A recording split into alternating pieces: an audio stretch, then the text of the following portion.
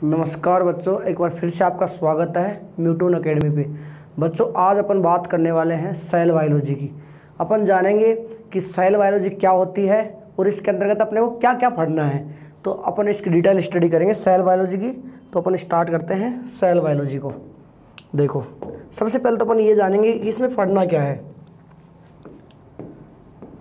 Cell biology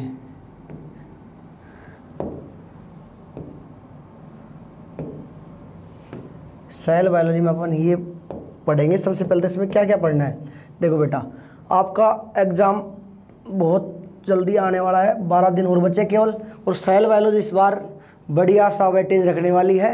कम से कम 4 से 5 question आपको नीट में मिलने वाले हैं इससे। तो देखो सबसे पहले तो अपन स्टडी करेंगे सेल बायोलॉजी की। तो अपन ये जानेंगे सेल बायोलॉजी में अपने को क्या क्या पढ़ना है।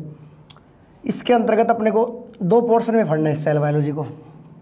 सबसे पहले पढ़ेंगे अपन cell biology first, cell biology first, cell biology first. और उसके बाद पढ़ेंगे cell biology second, cell biology second. उसके बाद अपन पढ़ेंगे।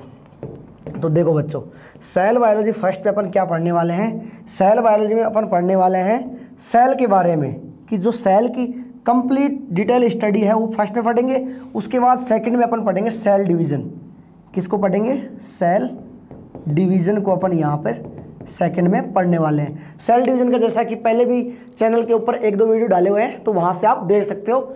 अब देखो, जो सेल बायोलॉजी फर्स्ट है इसके अंतर्गत अपन पढ़ेंगे कि what is cell, what is the cell, cell को जानेंगे। और इसके बाद अपन इसमें सेल थ्योरी पढ़ेंगे, सेल थ्योरी पढ़ेंगे। इसके बाद डिफरेंट सेल ऑर्गेनल पढ़ेंगे, सेल ऑर्गेनल्स की यहाँ पर स्टडी करेंगे। इसके अलावा अपन जैसे माइटोकॉन्ड्रिया हो गया, क्लोरोप्लास्ट हो गया, एंडोप्लाज्मिक रेटिकुलम हो गया, इन सब को एक एक करके यहाँ पर अपन पढ़ने वाले हैं। इसके बाद अपन प्रोकैरियोटिक यूकैरियोटिक सेल को पढ़ेंगे, प्रोकैरियोटिक एंड यूकैरियोटिक सेल को पढ़ेंगे, प्रोकैरियोटिक एंड यूकैरियोटिक सेल को जानेंगे। इसके बाद अपन जैसे प्रोटोप्लाज्म को पढ़ेंगे, प्रोटोप्लाज्म को यहाँ से जानेंगे कि प्रोटोप्लाज्म क्या होता है। सेल वॉल को पढ़ेंगे कंप्लीट, सेल मेम्ब्रेन की स्टडी करेंगे, सेल मेम्ब्रेन को यहाँ से डिटेल में पढ़ने वाले अपन। इसके बाद भाई देखो, सेल वॉल हो गया, सेल मेम्ब्रेन हो गया, प्रोटोप्लाज्म भी हो गया, न्यूक्लियस को पढ़ेंगे। और जो आपके सेल ऑर्गेनल है, सेल ऑर्गेनल जो uni membrane, double membrane bound, triple membrane bound, इन सब की अपन 1 बाय 1 स्टडी करने वाले हैं। तो बच्चों आओ अपन स्टार्ट करते हैं सेल बायोलॉजी को। सबसे पहले तो अपन जानेंगे कि सेल बायोलॉजी होती क्या है। What is the cell, cell क्या होती है। देखो बेटा, अपन यहाँ पे सेल को जानने वाले हैं कि सेल क्या होती है। सबसे पहले तो अपन जानेंगे सेल बायोलॉजी क्या होती है। सेल बायोलॉजी क्या होती है। देखो सेल बायोलॉजी को मैं समझाऊं तो the branch of science, the branch of science deals the branch of science deal with cell structure, comma cell function, cell function, comma cell behaviour, cell behaviour, comma cell composition, cell composition is called cell biology. तो बच्चा क्या जाना cell biology के बारे में कि sir हम cell function, cell structure, cell composition और सेल ग्रोथ, इन सब के बारे में जिस ब्रांच के अंतर्गत स्टडी करते हैं उस ब्रांच को क्या बोलते हैं बेटा? Cell biology. और ये ब्रांच किसकी है? बायोलॉजी की। या मैं कहूँ the branch of biology that study या deal with cell structure, cell function, cell behaviour, cell composition is called cell biology. अब देखो बच्चा, और आज की जो मॉडर्न ब्रांच है सेल बायोलॉजी की जो मॉडर्न ब्रांच है, यहाँ मैं लिखूँ कि मॉडर्न जो ब्रांच है, मॉडर्न ब्रांच, उसको बच्चा जानते हैं साइटोलॉजी के नाम से। किस नाम से जानते हैं? साइटोलॉजी। इस साइटोलॉजी का क्या लफड़ा है? इधर देख बच्चा, साइटोलॉजी में अपन करेंगे study of only cell structure, study of cell structure की जहाँ स्टडी होती है उसे बच्चा क्या बोलते हैं? साइटोलॉजी। क्या बोलते हैं? साइटोलॉजी। अब नेक्स्ट अपन बात करते हैं, यहाँ पर अपन इम्पोर्टेंट बातें करते हैं। सबसे पहले बच्चा बात करते हैं father of cell biology. Father of cell biology के अपन बापूजी के बारे में जानेंगे कि सेल बायोलॉजी के पिताजी कौन है। सेल बायोलॉजी के पिताजी को अपन सबसे पहले जानेंगे। तो जो सेल बायोलॉजी के पिताजी हैं वो हमारे आदरणीय रॉबर्ट हुक साहब हैं। रॉबर्ट हुक साहब सेल बायोलॉजी के पिताजी हैं। उसके बाद अपन जानेंगे father of cytology. Father of cytology, father of cytology बोलते हैं हमारे प्रिय आदरणीय सीपी स्वान साहब। सीपी स्वानसन बोल देते हैं या सीपी स्वान बोल देते हैं इनको अपन फादर ऑफ साइटोलॉजी बोलते हैं। इसके बाद father of Indian cytology. Father of Indian cytology, ओहो, हमारे इंडिया के इंडियन साइटोलॉजी कौन है? Doctor A.K. शर्मा साहब। Doctor A.K. शर्मा जी बोले तो डॉक्टर अरुण कुमार जो शर्मा जी हैं हमारे इंडियन साइटोलॉजी के पिताजी हैं। देखो अब अपन जानेंगे कि सेल क्या होती है। अब पढ़ेंगे सेल। सर सेल क्या होता है? हमको केमिस्ट्री वालों ने पढ़ाया कि सेल का मतलब बैटरी होती है, बायोलॉजी वाले सेल का मतलब कोशिका बताते हैं। मार्केट में हम जाते हैं तो सर वहाँ दुकानों पे लिखा होता है कि सेल का मतलब तो कपड़े खरीदना होता है। सर हम कौन सा मतलब निकालें? तो बच्चा देख, तेरे को यहाँ बायोलॉजी का मतलब निकालना है कि सेल का मतलब तू लेगा बायोलॉजी में सेल को बोलते हैं, हिंदी में मैं बोलूँ कोशिका। किससे लेगा? बॉडी के रेस्पेक्ट में लेगा कोशिका। तेरे को एक्स्ट्रा मतलब नहीं निकालने, तेरे को तो केवल अपना काम की बात रखनी है कि ह्यूमन बॉडी या कोई भी ऑर्गेनिज्म के रेस्पेक्ट में जो सेल की बात की जाती है उसकी बात करेंगे। तो सबसे पहले बच्चा बिल्कुल बेसिक सी बात से स्टार्ट किया है कि सेल क्या होती है, व्हाट इज सेल। आओ जानते हैं सेल को, या मैं कहूँ यहाँ से कि सेल को द यूनिट ऑफ लाइफ बोलते हैं। द यूनिट ऑफ लाइफ भी बोला जाता है। क्या बोलते हैं बच्चा इसको? The unit of life. ओहो सर, जीवन की इकाई। बिल्कुल साहब, सेल के बिना तो जीवन एग्जिस्ट ही नहीं करता। सेल है तो जीवन एग्जिस्ट करता है, अगर सेल नहीं है तो लाइफ का ही एग्जिस्टेंस नहीं है। सर इतनी खतरनाक चीज़ है? हाँ बिल्कुल है भाई। अब देख आगे बात करते हैं अपन। इसको बोलते हैं, मैं बोलूँ fundamental unit of, fundamental unit of body, smallest unit of body, smallest unit of, भाई बॉडी बोल सकता है तू, ऑर्गेनिज्म बोल सकता है, जो तेरी इच्छा है वो वही तू बोल सकता है, ऑर्गेनिज्म। ये बात हो गई। और क्या बोल सकते हैं सर? इसको बोल सकते हैं भाई structural and functional unit of body, की जो बॉडी है उसकी स्ट्रक्चरल और फंक्शनल जो यूनिट है वो क्या है? Cell biology. और क्या बोल सकते हैं? मैं बोल दूँ इसको हेरिडिटी यूनिट, हेरिडिटी यूनिट भी आप बोल सकते हो सेल को। क्यों? क्योंकि हेरिडिटी की स्टडी कहाँ की जाती है? सेल के। सबसे पहले सेल होगी तभी तो उसके बाद किसी चीज़ और अदर चीज़ की स्टडी होगी ना। तो सबसे पहले हेरिडिटी यूनिट ऑफ ऑर्गेनिज्म भी इसको बोला जाता है। ये बात हो गई किसकी बच्चा? सेल की। अब देख सबसे पहले तू सपोज कर कि सर क्या सपोज करे? तू जिस कमरे में बैठा उस कमरे को सपोज कर। सर कमरे में मैं बैठा हूँ, बढ़िया सा कमरा है सर, एसी चला रखी है, कूलर लग रहा है, पंखा चल रहा है, बढ़िया कमरा है सर, बताओ आगे। इस कमरे में तेरे को एसी कूलर नहीं देखना, इस कमरे को बिल्कुल इसकी चारों दीवार देख। अब सोच, जब ये कमरा बना होगा तो किससे बना है सर? ये कमरा किससे बना है सर? ये पत्थर से बना है, ईंट से बना है, ब्रिक्स।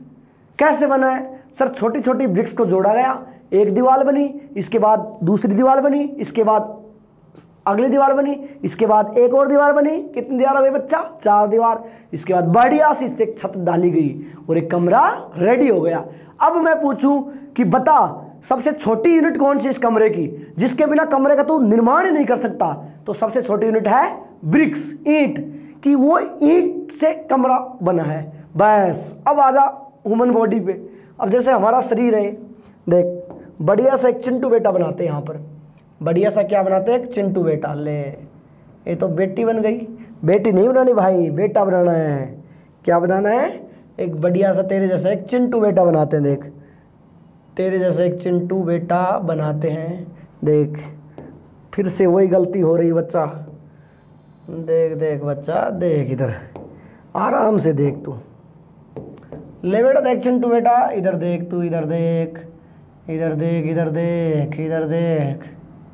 ये देख बढ़िया सा एक चिंटू बना रहे हैं। ये लो भाई, ये एक बढ़िया सा क्या बना दिया? चिंटू बना दिया। अब देखिए चिंटू है। कौन है? चिंटू ने हेयर स्टाइल निकाल रखे, बढ़िया से इसने बाल बना रखे हैं। ये देख, ये चिंटू बेटा है। अब देख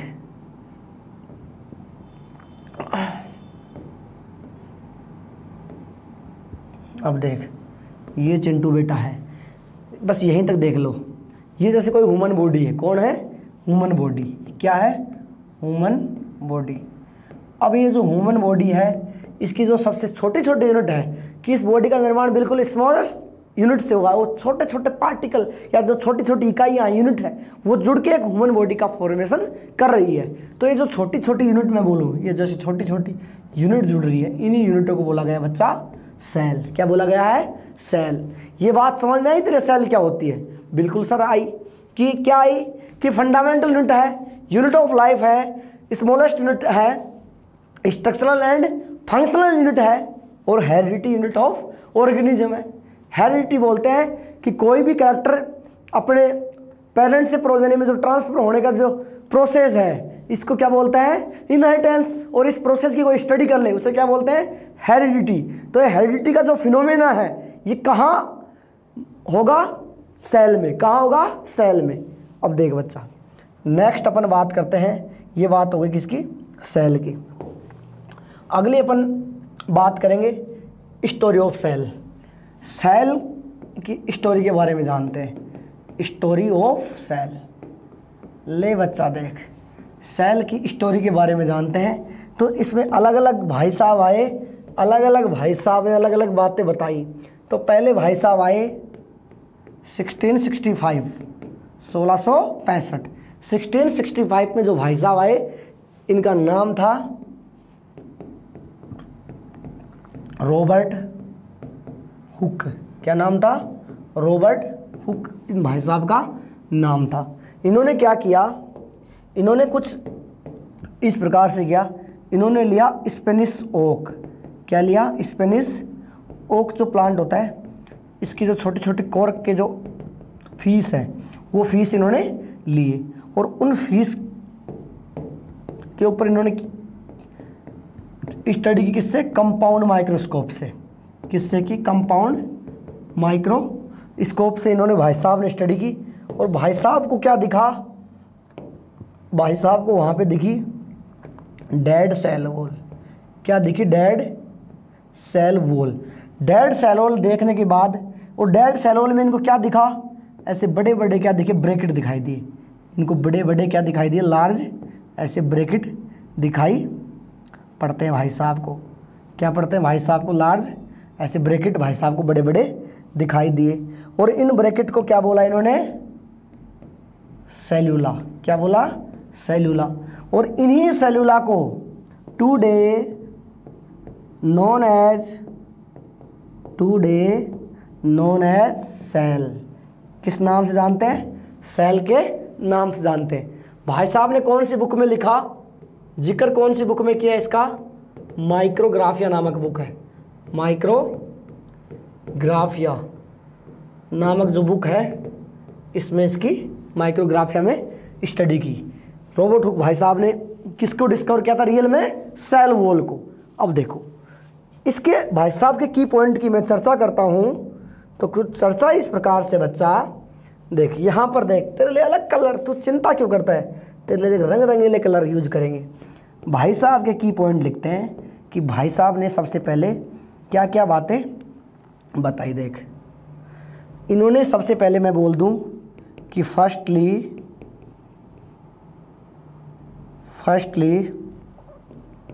discovered by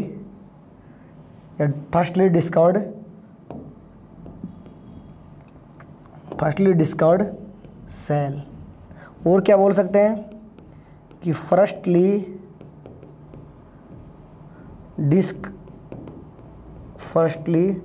discovered non living cell. कैसी सेल को डिस्कवर किया भाई साहब ने? सबसे पहले नॉन लिविंग सेल को, या मैं कहूँ कि सबसे पहले इन्होंने सेल को डिस्कवर किया। कौन सी सेल को? नॉन लिविंग सेल को इन्होंने डिस्कवर किया। अब देखो यहाँ से क्या बात पता लगी? यहाँ से ये बात पता लगी कि भाई साहब ने सबसे पहले फर्स्टली डिस्कवर्ड सेल, कि सबसे पहले इसने सेल को डिस्कवर किया। या मैं कहूँ कि firstly discovered non living cell को इन्होंने सबसे पहले डिस्कवर किया। ये बात हो गई किसकी? रॉबर्ट हुक भाई साहब की। अब देखो अगली बात अपन करते हैं। अगली 2 नंबर पे जो भाई साहब आए 1674 में आए, 1674 में आए। इनका नाम था भाई साहब का एंटोन ऑन ल्यूवेनहॉक। क्या नाम था? Anton on Leeuwenhoek. कब आए? 1674 में आए भाई साहब। इन्होंने सबसे पहले मैं बताऊं कि फर्स्टली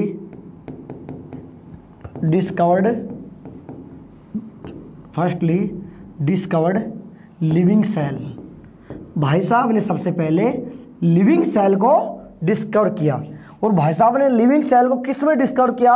और जिसमें डिस्कवर किया उनका नाम भाई साहब ने बड़े ही प्यार से क्या नाम दिया? देखो इन्होंने, मैं कहूँ कि जो बैक्टीरिया है इसमें डिस्कवर किया, प्रोटोजोआ है इसमें डिस्कवर किया, या मैं बोलूँ माइकोप्लाज्मा है, माइकोप्लाज्मा में डिस्कवर किया, या मैं बोलूँ भाई बीजीए ब्लू ग्रीन एल्गी। क्या बोलते बीजीए को? ब्लू ग्रीन एल्गी बीजीए को बोलते हैं। एक नाम और है बच्चा इसका, याद कर देख, साइनो बैक्टीरिया इसका नाम और है। प्रोटोजोआ हो गया। अगले में बात करता हूँ तो मैमेलियन स्पर्म। किसकी बात करेंगे? मैमेलियन स्पर्म की बात करेंगे। जो मैमेलियन स्पर्म है इन सब को इन्होंने क्या नाम दिया? बहुत ही प्यारा सा नाम दिया। उस नाम क्या है? देख बच्चा, प्यारा तो सर मेरा नाम है, क्या मेरा नाम दे दिया? नहीं बच्चा, उस ज़माने में क्या नाम दिया? उस ज़माने में इन्होंने बोला एनिमल क्यूलीज। क्या बोला?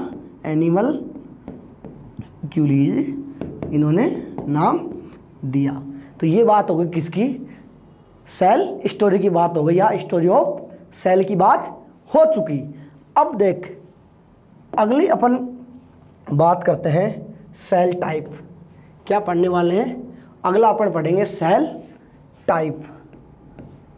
सेल टाइप के बारे में अपन जानेंगे बच्चा। किसके बारे में जानेंगे अपन? सेल टाइप के बारे में अपन जानने वाले हैं। देख सबसे पहले नंबर 1 की बात करते हैं अपन। On the basis of number, on the basis of number, on the basis of number cell are 2 types. Cell are two types, two types, cell are two type. कौन कौन से होंगे बच्चे? देख, दो होंगे। सबसे पहला कौन सा होगा? प्रोकैरियोटिक, सॉरी किसके आधार पे बात करें अपन? नंबर के आधार पे बात कर रहे हैं ना, तो यूनिसेलुलर और मल्टीसेलुलर होगा। प्रोकैरियोटिक, यूकैरियोटिक तो न्यूक्लियस के आधार पे होता है। देख, सबसे पहले नंबर के आधार पे अपन बात करें तो सबसे पहला नंबर है यूनिसेलुलर। क्या नंबर है बच्चा? यूनिसेलुलर। और अगला मल्टीसेलुलर। अगला कौन सा है? मल्टीसेलुलर। देखो जी, यूनि का मतलब होता है एक। क्या होता है? एक। इसका मतलब क्या हुआ? यूनिसेलुलर का मतलब होगा कि इसमें जो सेल नंबर है वो कितना होगा? 1। कितना होगा? 1। सेल नंबर कितना होगा इसमें? 1। उसे क्या बोलेंगे? यूनिसेलुलर। क्या बोलेंगे? यूनिसेलुलर। अगली जो सेल है मल्टीसेलुलर, इसमें मोर देन 1 की जो सेल नंबर है वो कितना होगा? मोर देन 1 होगा। अब देखो, सबसे पहले अपन बात करते हैं इनके एग्जाम्पल की, कि जो यूनिसेलुलर है, इसके एग्जाम्पल कौन कौन से हैं? देखो, लो जी, बधाई हो साहब। एग्जाम्पल की अपन बात करते हैं तो जो आपका यूग्लिना हो गया, या मैं कहूँ पैरामीशियम हो गया, पैरामीशियम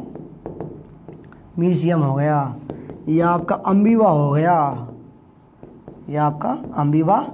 गया, ये सब कैसे है? यूनिसेलुलर। अगली बात करते हैं अपन किसकी? मल्टीसेलुलर की। किसकी बात करते हैं बच्चा?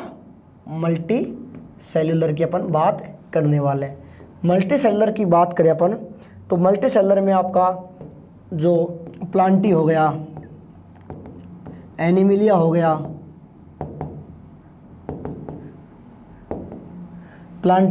एनिमिलिया हो गया, या मैं कहूँ फंजाई हो गया, या मैं बोलूँ मल्टीसेलुलर तो यही हो गए, प्लांटी, एनिमिलिया और फंजाई।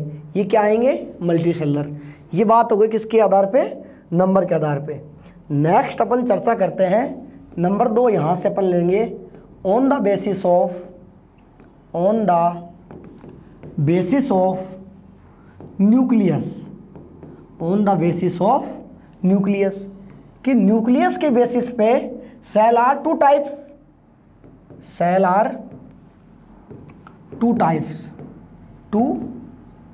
टाइप्स। कौन कौन सी होंगी? 2 प्रकार की। तो देखिए, सबसे पहली है प्रोकैरियोटिक सेल हो गई। दूसरी है यूकैरियोटिक। सर आप हमको ये बताइए, प्रोकैरियोटिक और यूकैरियोटिक का मीनिंग क्या निकल के आता है, कि इनका असली मीनिंग क्या रियल मायने में? तो देख बच्चा, प्रोकैरियोटिक का क्या मतलब है और यूकैरियोटिक का क्या मतलब है? देख, ये सिनेरियो इस प्रकार से है। इस सिनेरियो को समझने की कोशिश करते हैं अपन।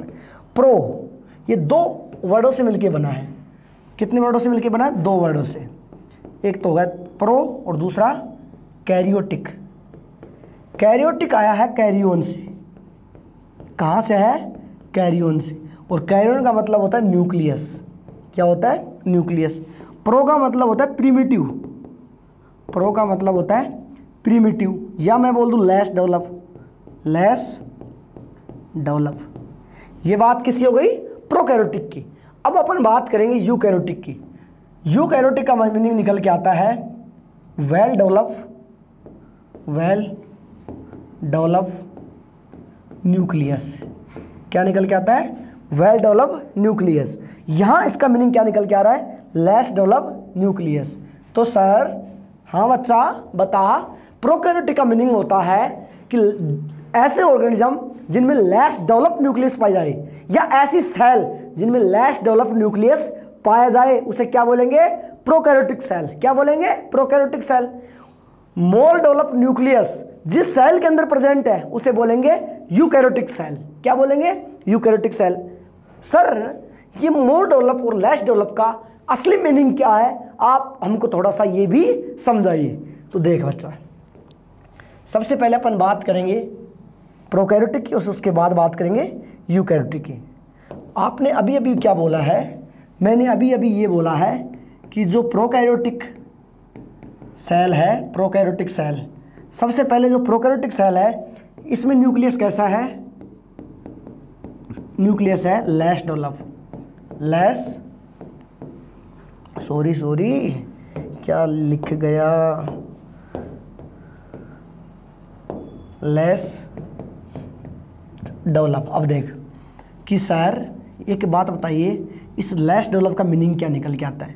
देख बेटा, 4 बात है, 4 चीज़ें बताऊंगा, इनको पकड़ के गांठ बांध लेना। और पूरी बायोलॉजी में कहीं भी प्रोकैरियोटिक यूकैरियोटिक आए, चैलेंज है अगर तेरे को कहीं भी कन्फ्यूजन हो जाए तो। देख, सबसे पहली बात है, तू देखेगा कि न्यूक्लियर मेम्ब्रेन प्रेजेंट है या एब्सेंट। कि सर ऐसा सुना है, ऐसा कहते हैं बड़े लोग मतलब जो बायोलॉजी को जानते हैं, पहले पढ़ चुके या जान चुके जो साइंटिस्ट लोग हैं, वो क्या कहते हैं कि न्यूक्लियर मेम्ब्रेन प्रोकैरियोटिक में क्या होती है, एब्सेंट। और हम छोटे लोग इस बात को मान लेते हैं। इसके बाद अपन बात करेंगे न्यूक्लियोलस की। न्यूक्लियोलस के बारे में वैसा कहते हैं कि ये भी क्या होती है, एब्सेंट होती है। अगली बात अपन यहाँ पे करेंगे कि सर जो डीएनए इसमें प्रेजेंट होता है और डीएनए के साथ नॉन स्टोन प्रोटीन प्रेजेंट होती है। स्टोन प्रोटीन इसमें क्या होगी बच्चा, एब्सेंट होगी।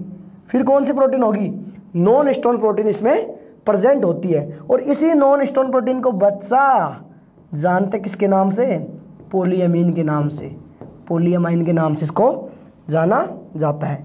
अगली मैं बात करूं तो यहाँ पर जो डीएनए अमाउंट है, डीएनए जो अमाउंट है वो क्या होगा, लेस होगा। मतलब अमाउंट ऑफ डीएनए क्या होगा, लेस होगा। ये बात तो के आधार पे आप बता सकते हो कि ये न्यूक्लियस लेस डेवलप है। कितनी बातें, सबसे पहले न्यूक्लियर मेम्ब्रेन क्या होगी, इसमें एब्सेंट। इसके बाद मैं बताऊं न्यूक्लियोलस भी क्या है, एब्सेंट। डीएनए के साथ स्टोन प्रोटीन एब्सेंट है। फिर कौन सी प्रोटीन है, नॉन स्टोन प्रोटीन यहाँ पर प्रेजेंट है। और इसी नॉन स्टोन प्रोटीन को बोलते हैं पोलियमाइन। क्या बोलते हैं, पोलियमीन। अगली बात करेंगे कि जो डीएनए अमाउंट है वो कैसा है, लेस। कि अमाउंट ऑफ डीएनए इसमें कम मात्रा में पाया जाता है। ऐसे फीचर्स जिस भी न्यूक्लियस में मिले उसको आपको बोलना है लेस डेवलप न्यूक्लियस। ये बात हो गई। अब आगे की बात करते हैं अपन किसके लिए, यूकैरियोटिक के लिए। यूकैरियोटिक सेल के लिए अपन बात करते हैं। यूकैरियोटिक सेल में न्यूक्लियस कैसा है, वेल डेवलप न्यूक्लियस। कैसा है, वेल डेवलप न्यूक्लियस। कैसा है, वेल डेवलप न्यूक्लियस है। अब देख, वेल डेवलप का मतलब क्या हुआ, वेल डेवलप का मतलब ये हुआ, सबसे पहली बात न्यूक्लियर मेम्ब्रेन वो क्या है, प्रेजेंट। क्या है, प्रेजेंट। इसके बाद अगली बात करेंगे अपन, न्यूक्लियर मेम्ब्रेन प्रेजेंट है।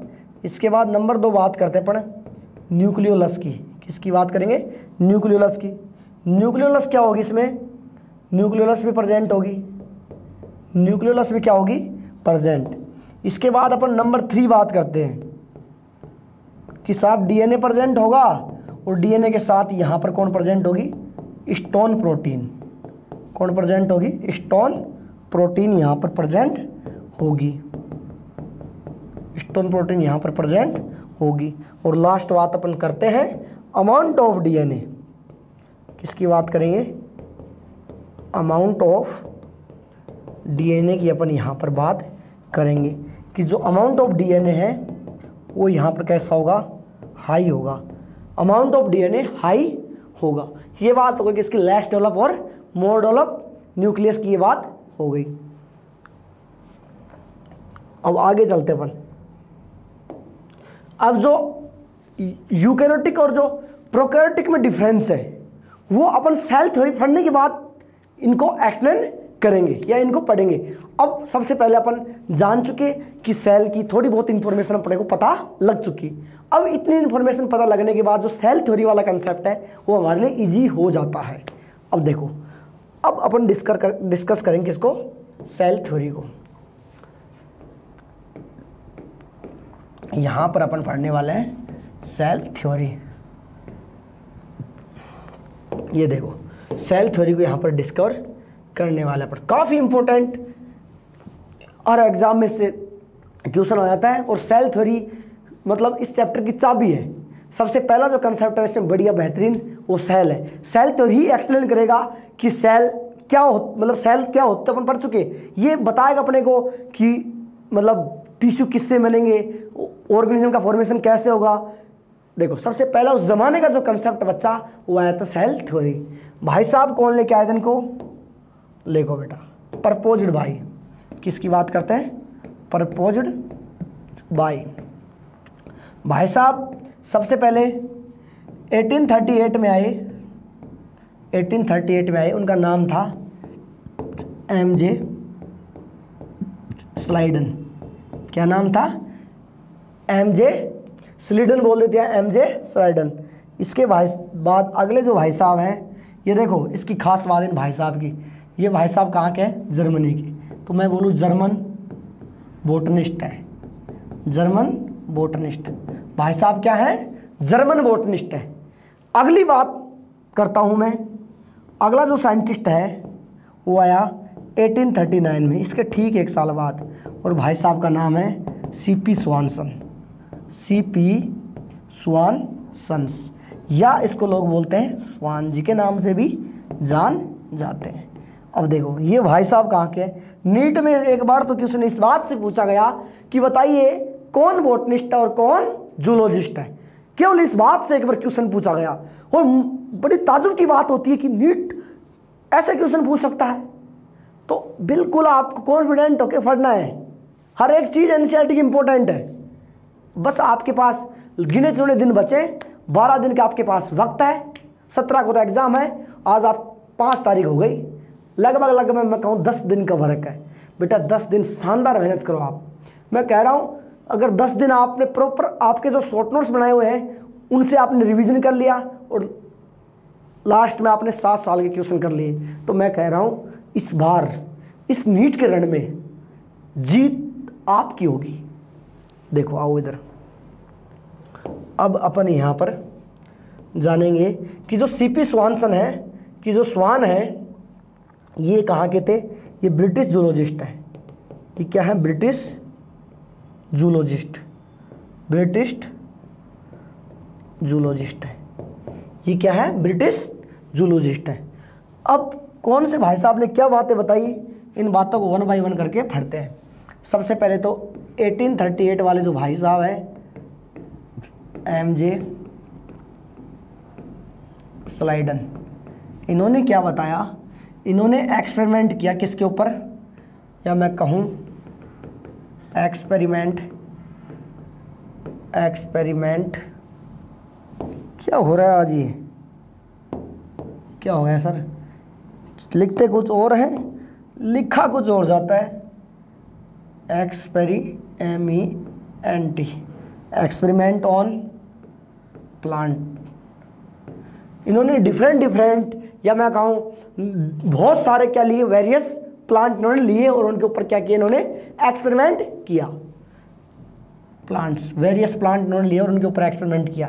एक्सपेरिमेंट होने के बाद इन्होंने मतलब कंक्लूजन क्या दिया, इन्होंने कंक्लूजन दिया कि plant tissue are made up of cell and product of cell. भाई साहब ने ये बातें बोली कि जो प्लांट टिश्यू है वो made up cell and product of cell से बने होते हैं। अब देखो ये बात भाई साहब ने बोल दी और भाई साहब ने काम किया था 1838 में। अगली बात ठीक 1 साल बाद जो भाई साहब है सीपी स्वानसन,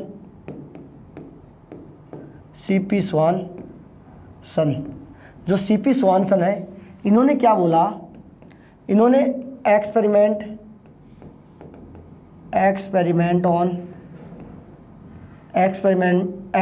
ऑन एनिमल, किसके ऊपर एक्सपेरिमेंट किए इन्होंने, एनिमल के ऊपर एक्सपेरिमेंट किए, और इन्होंने बोला कि animal are made up of cell and product of cell, ये बात इन्होंने बोली। और इन्होंने देखा कि जो एनिमल सेल है इसके बाहर जो इसका ये प्रोटोप्लाज्म है, इसके बाहर जो डायरेक्ट क्या है, सेल मेम्ब्रेन, इनको डायरेक्ट एक पतली सी थिन मेम्ब्रेन दिखाई दी, उसको बाद में सेल मेम्ब्रेन बोला गया। इन्होंने देखा कि ये मेम्ब्रेन यहाँ प्रेजेंट है, इसके बाहर कोई कवरिंग नहीं थी। ध्यान से समझना, जो स्लीडन और स्वान थ्योरी साथ साथ चलती है, लेकिन दोनों ने बातें अलग अलग बोली थी। उसको सेल वॉल के बारे में स्लीडन साहब को ज्ञान था, लेकिन स्वान को डायरेक्ट क्या दिखी, सेल मेम्ब्रेन। इसने ये बात बोल दी। कुछ साल बाद इसका दिमाग संतुष्ट नहीं हुआ, इसने दोबारा से इसी टॉपिक को छेड़ा और इसने काम करना स्टार्ट किया, किसके ऊपर, प्लांट्स के ऊपर, वर्क ऑन प्लांट। इन्होंने प्लांट के ऊपर भी काम किया, और प्लांट के ऊपर काम करने के बाद इन्हें क्या दिखाई दिया कि जो प्लांट सेल है, ये प्लांट सेल का जो प्रोटोप्लाज्म है, ये न्यूक्लियस है। ये जो प्लांट सेल है, इसमें जो सेल मेम्ब्रेन है, इसके बाहर एक मेम्ब्रेन और है, इसे बोला सेल वॉल। अब इन्होंने प्लांट पे भी काम कर लिया। स्लीडन साहब थे, उन्होंने केवल किस पे काम किया था, प्लांट पे। और जो स्वान थे, उन्होंने एनिमल पे काम किया। अब उनका जब मन पूरी तरीके से संतुष्ट नहीं हुआ, तो इन्होंने काम किस पे स्टार्ट किया, प्लांट के ऊपर। और यहाँ से उन्होंने बोला कि जो प्लांट के बाहर तक वॉल प्रेजेंट है, और एनिमल में ऐसा कुछ सिनेरियो नहीं था। तो इन्होंने कंप्लीट एक स्टेटमेंट बोला। यहाँ से स्वान ने क्या बोला, स्वान ने बोला कि animal and plant are made up of cell and product of cell, ये बात इन्होंने बोली। और इसको इन्होंने बाद में मॉडिफाई भी किया, कि जो सेल थ्योरी है वो प्रपोज की थी स्लीडन और स्वान ने। सेल थ्योरी को प्रपोज किसने किया था, जो सेल थ्योरी है, ध्यान से देखना बेटा, जो सेल थ्योरी है इसको प्रपोज्ड बाय स्लीडन और स्वानसन, दोनों ने क्या किया था, प्रपोज्ड किया था। लेकिन मॉडिफाइड किसने किया था इसको, स्वान ने। अब ये स्टेटमेंट अपन क्या पढ़ के आए हैं कि plant and animal are made up of cell and product of cell. अब अपन पढ़ेंगे यहाँ पर मॉडिफाइड सेल थ्योरी कि जो सेल थ्योरी है उसको मॉडिफाइड किसने किया, सेल थ्योरी को मॉडिफाइड किया स्वानसन ने। इन्होंने क्या बोला, इन्होंने बोला all organism are made up of cell and product of cell. इन्होंने सेल थ्योरी क्या किया, मॉडिफाइड किया। पहले तो उन्होंने क्या बोला था कि plant and animal are made up of cell and product of cell. अब इन्होंने क्या बोला, अब देखो मजे की बात है, यहां इन्होंने बोला कि all organism are made up of cell and product of cell. ये और सेल थ्योरी को दोनों ने साथ मिलकर प्रपोज किया था, ये बात हो गई। अब इस सेल थ्योरी के जो मतलब बिना मॉडिफाई वाली है और जो मॉडिफाइड वाली है, दोनों की जो कॉमन बातें हैं, कुछ बातें हैं जो जानना बहुत आवश्यक है, वो बातें अपन पढ़ेंगे। यहाँ पर मैं बोलूँ की पॉइंट ऑफ सेल थ्योरी, की पॉइंट ऑफ सेल थ्योरी की जो सेल थ्योरी है, इसके की पॉइंट क्या है, इनके की पॉइंट की बात अपन करेंगे। तो सबसे पहली बात करते हैं की पॉइंट की। नंबर 1 बात करते हैं की पॉइंट की। देखो नंबर 1 क्या कहती है कि all organism are made up of cell and product of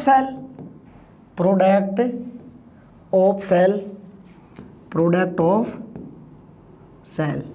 अब देखो सबसे 4 बात बताऊंगा, इन बातों से आपके सारे क्वेश्चन हो जाएंगे। आप बोलते हो सर हमें कन्फ्यूजन होता है, बहुत बार क्वेश्चन ऐसा पूछता है कि cell theory are not apply, उसमें वायरस भी ऑप्शन में होता है, बैक्टीरिया भी। हमें पता है सर सेल थ्योरी वायरस पे भी अप्लाई नहीं होती और बैक्टीरिया भी अप्लाई नहीं होती, लेकिन हमको रटना पड़ता है कि वायरस टिक लगाना है। अब वो क्यों टिक लगाना है? देख बच्चा, रटने का कुछ नहीं है बायोलॉजी में, सारा खेल समझने का है। देख अब देख इधर, यहाँ पर ये 4 बातों को तू एक रूल तो नहीं है लेकिन रूल की तरह अप्लाई करेगा।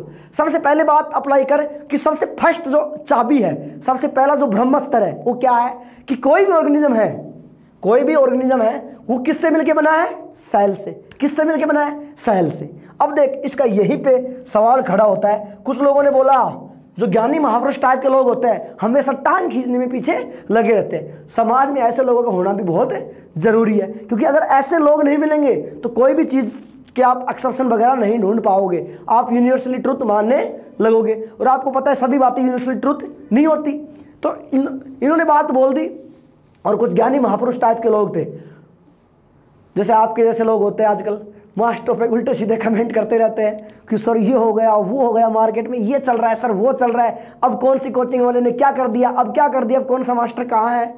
तो ऐसे लोगों का होना भी ज़रूरी है। अब देख बेटा, यहीं पे इसका एक्सेप्शन खड़ा होता है, यहीं पे इसका एक्सेप्शन खड़ा होता है। अब देख मैं बोलूँगा सर वायरस, क्या बोलेंगे? वायरस। क्यों? वायरस में सर सेल होते नहीं है, वायरस तो नॉन लिविंग पार्टिकल होते हैं जो किसी ह्यूमन बॉडी या किसी ऑर्गेनिज्म के बाहर नॉन लिविंग और उसके अंदर एंटर करने के बाद क्या होता है? लिविंग। तो जो वायरस है, अब देख इसलिए क्योंकि ये तो पहला जो बेसिक कंसेप्ट है उसी में फेल हो गया ना, इसलिए तो टिक लगाता है किसको? वायरस को। आज के बाद कसम खा कि तू रटेगा नहीं। अब देख ये बात हो गई 1 नंबर। अगली बात अपन यहां से करते हैं 2 नंबर अपन बात करेंगे। 2 नंबर बात यह है कि every cell having protoplasm and nucleus and bounded cell membrane and cell wall. अब देख इसको डायग्रामेटिक तेरे को समझाता हूं। ये बोल रहा है कि सबसे पहले कोई भी सेल है उसमें सबसे अंदर क्या होगा? ये प्रोटोप्लाज्म होगा। क्या होगा? प्रोटोप्लाज्म। इस प्रोटोप्लाज्म में क्या होगा? न्यूक्लियस। क्या होगा? न्यूक्लियस। और ये प्रोटोप्लाज्म बाउंडेड होगा किससे? एक पतली सी मेम्ब्रेन से। किससे बाउंड होगा? एक पतली सी मेम्ब्रेन से बाउंड होगा। और इस मेम्ब्रेन के बाहर एक मेम्ब्रेन और होगी। अब देख इनके नेमिंग कर ले। ये जो बाहर वाली मेम्ब्रेन है इसका नाम है सेल वॉल। क्या नाम बच्चा? Cell wall. और जो अंदर वाली है उसका नाम है सेल मेम्ब्रेन। क्या नाम है? Cell membrane. अब देख ये जो अंदर भरा है इसको बोलते हैं प्रोटोप्लाज्म।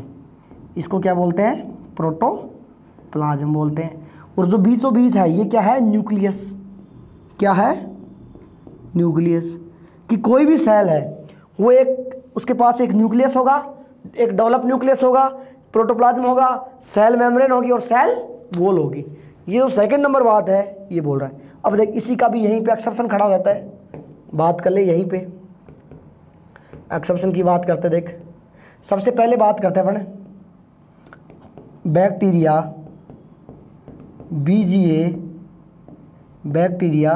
बीजीए और माइकोप्लाज्मा कि सर इनमें जो न्यूक्लियस है वो कैसा है? Less develop. आप बोल रहे हो न्यूक्लियस का प्रेजेंट होना है, यहाँ प्रेजेंट तो लेकिन कैसा है? Less develop. इसलिए ये क्या हो गए? एक्सेप्शन हो गए, लेस डेवलप।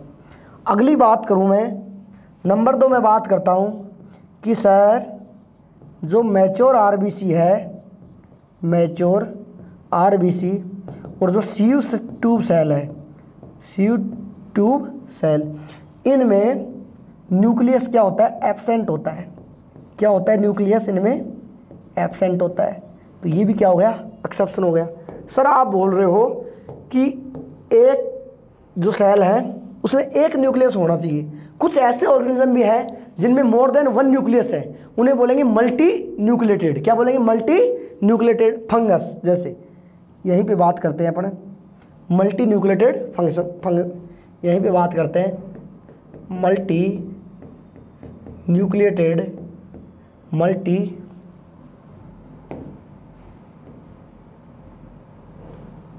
यहीं पे बात करते हैं मल्टी न्यूक्लियोटाइड या multi nucleotide, sorry multi nucleotide थोड़ी, मल्टी न्यूक्लियोटाइड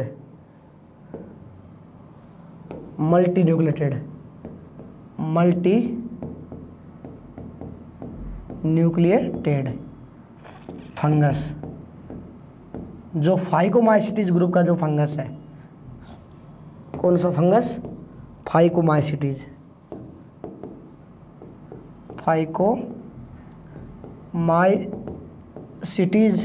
ग्रुप का जो फंगस है वो कैसा है? मल्टी न्यूक्लिएटेड है। तो वो भी क्या हो गया? सेल थ्योरी का एक्सेप्शन हो गया।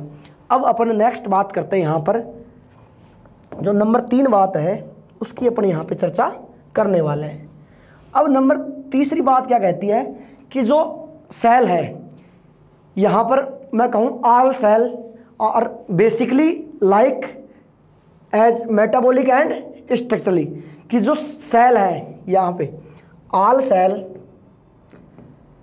Cell basically like as structurally and metabolically,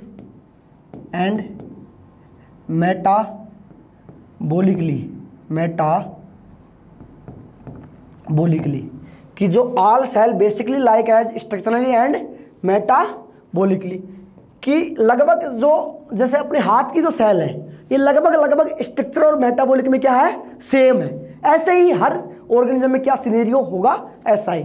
ये बात है नंबर 3। अगली बात करते हैं नंबर 4। नंबर 4 कहती है कि जो ऑर्गेनिज्म है इस ऑर्गेनिज्म में जो कोई भी मान लो एक्टिविटी है, मेटाबॉलिक एक्टिविटी मान लो, मेटाबॉलिक एक्टिविटी, कोई भी मान लो मेटाबॉलिक एक्टिविटी है या अदर एक्स्ट्रा एक्टिविटी या फिर एक्स्ट्रा एक्टिविटी है, इनकी जो साइट है वो क्या होगी? सेल। मतलब ऑर्गेनिज्म में कोई भी हलचल होगी, भले ही वो मेटाबॉलिक रूप से हो, भले ही वो एक्स्ट्रा कोई भी मान लो इंट्रैक्शन हो, कुछ भी XYZ कोई भी एक्टिविटी हो रही है, उस एक्टिविटी की साइट क्या है? सेल। तो यहाँ पर जो सेल थ्योरी के ये 4 पॉइंट हैं और यहीं पे एक्सेप्शन हो गए। अब आपके समझ में आ गया कि सर ऑप्शन में वायरस होता है, बैक्टीरिया होता है, तो हम वायरस को ही क्यों टिक लगाते हैं? ये क्या हो गए? सेल थ्योरी के एक्सेप्शन हो गए। अब जो लास्ट इसका मेन बहुत इंपॉर्टेंट पॉइंट है उसकी अपन बात करने वाले हैं। नोट लगा के इस बात को अपन पढ़ने वाले हैं कि cell theories did not explain where as new cell formed,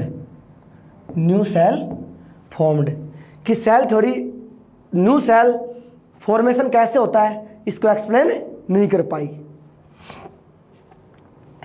ये बात यहाँ पर सेल थ्योरी की हो गई। अब जो न्यू सेल है उनका फॉर्मेशन कैसे होता है उसको एक्सप्लेन करने के लिए अगली जो थ्योरी है वो आई और उस थ्योरी का नाम है मॉडर्न सेल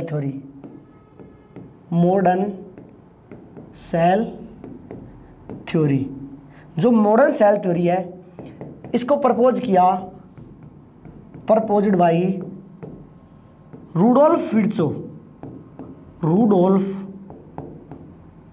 रूडोल्फ किसने प्रपोज किया? रूडोल्फ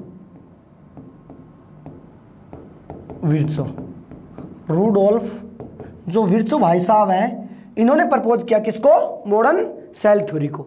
इन्होंने एक्सप्लेन किया कि जो न्यू सेल फॉर्मेशन है वो कैसे होता है। तो इन्होंने क्या बताया कि जैसे मान लो कोई सेल है, ये कोई क्या है? सेल है। ये सेल में क्या हुआ? डिवीजन हुआ। क्या हुआ? डिवीजन। डिवीजन से क्या बनी और सेल बनी, ये क्या है, न्यू सेल। तो न्यू सेल का फॉर्मेशन कैसे हुआ, तो यह मैं कहूँ प्री एग्जिस्टिंग सेल है। कौन सी सेल है, प्री एग्जिस्टिंग सेल। तो भाई साहब ने क्या बोला कि new cell form are cell divide and pre existing cell, कि न्यू सेल का फॉर्मेशन कैसे होगा, प्री एग्जिस्टिंग सेल से होगा और किसके द्वारा होगा, डिवीजन के द्वारा होगा। ये बात भाई साहब ने बोली, कब बोली, लगभग 1855 में ये बात इन्होंने बोली, रुडोल्फ विर्चो साहब ने। ये बात हो गई किसकी, मॉडर्न सेल थ्योरी की। अब देखो बच्चा, अगली जो क्लास होगी इसमें अपन पढ़ने वाले हैं कि प्रोकैरियोटिक सेल क्या होती है, प्रोकैरियोटिक एंड जो यूकैरियोटिक सेल है। प्रोकैरियोटिक और जो यूकैरियोटिक सेल है इसकी अपन स्टडी नेक्स्ट क्लास में करने वाले हैं। बस आज के लिए अपनी क्लास यहीं तक रहेगी। अगली क्लास में अपन जानेंगे और भी चीज़ें जानेंगे, काफ़ी नई नई चीज़ें हैं। तो बस चैनल पे जुड़े रहिए, बनिए और पढ़िए। और जो स्टूडेंट मान लो CUCT के हैं, जो CUCT 2022 के एग्ज़ाम में बैठेंगे, जो अब की बार जैसे सेंट्रल यूनिवर्सिटियों ने एक एग्ज़ाम कंडक्ट किया पूरे इंडिया लेवल पे, कि जो मतलब ग्रेजुएशन कोर्स होते हैं जैसे BSc वगैरह, BA वगैरह, इन जो सेंट्रल यूनिवर्सिटी से करते हैं, जैसे JNU हो गया, दिल्ली यूनिवर्सिटी हो गया, तो उसके लिए कॉमन टेस्ट कंडक्ट होगा, उसका नाम है CUCT। तो वो लोग भी यहाँ से बायोलॉजी को पढ़ सकते हैं। बहुत बेहतरीन करने वाले हैं भाई बायोलॉजी में। बस प्लेटफॉर्म पे जुड़े रहिए, विश्वास रखिए अपने प्लेटफॉर्म पे, अपने सब्जेक्ट पे, अपने टीचर पे बस विश्वास रखिए। एग्ज़ाम में बहुत अच्छा होगा। 10 दिन आपको बहुत मेहनत के साथ पढ़ना है और बहुत अच्छे से पढ़ना है।